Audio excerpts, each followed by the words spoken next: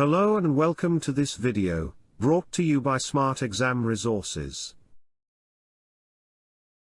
This video aims to enhance your alternative to practical paper skills for physics. The topic for today's discussion is measuring lengths. In the year 2002, there was a question, in which you were asked to show the correct method of reading the height of a pile of wooden blocks. It was clearly mentioned that the technique used by the student was a poor one. Then there was a 2-mark question in which you were asked to complete the diagram in which a correct technique was required to be shown. Here is the correct method shown by our subject expert, in which the ruler was shown placed close to the wooden blocks. Secondly, a set square was used as a marker. Using a set square had an added benefit.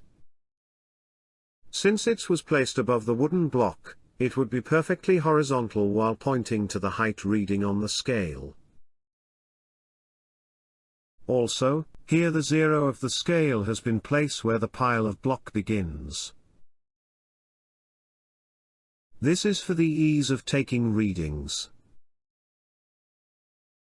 Else if the zero is not placed at the beginning of the pile of blocks, then you need to show the correct way of calculating the height of the pile of the block.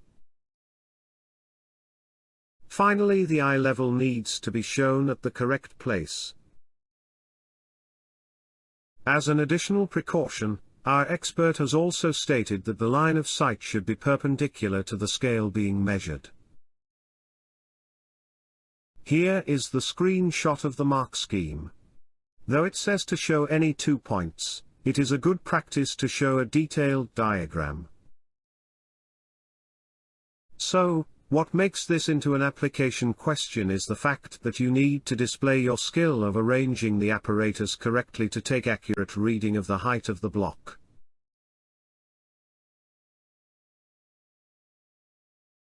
This question is from May to June 2020, Paper 6-2. In this question, you have been asked to measure the length of the pendulum as accurately as possible. Here are 2 ways of doing this. We could either place the scale, with its zero, coinciding with the center of bob, or with its zero placed exactly at the base of the clamp, where the string is tied. Then based on how you have positioned the scale, you would need to place the set square. The set square acts like a pointer and guides our eye to the exact reading that needs to be noted down. So, as shown in the diagram to the left, if you have chosen to place the scale with its zero placed at the center of the bob, then the set square would be placed such that its horizontal edge is exactly aligned, parallel to the base of the clamp as shown. Then you could view the scale keeping your line of sight perpendicular to the scale. Or if you choose to arrange your apparatus as in the right side diagram, then you need to place the set square that is exactly aligned to point to the center of the bob. Once again, make sure to keep the horizontal edge positioned on the scale. Then once again, you could view the scale keeping your line of sight perpendicular to the scale.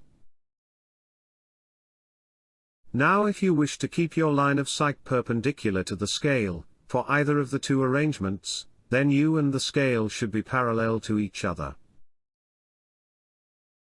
Once in this position, then you could read off the value to which the set square edges point towards.